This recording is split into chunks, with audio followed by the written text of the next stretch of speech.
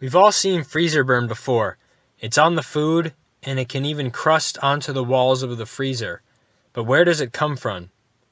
Well, if you've ever been out in the early morning and seen dew on the ground, or frost, freezer burn is formed by the same process. It's formed by water vapor which freezes onto the surfaces of the freezer or the food. But where does the water vapor actually come from?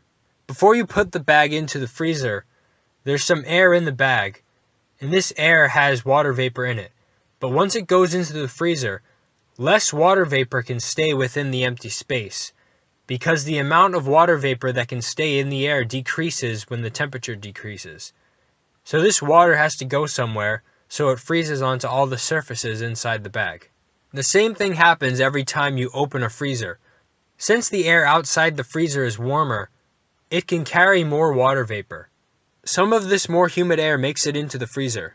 Once the air cools down, the amount of water vapor that can stay in the air decreases, so the water starts to deposit on the walls of the freezer and forms a thin crust of frost.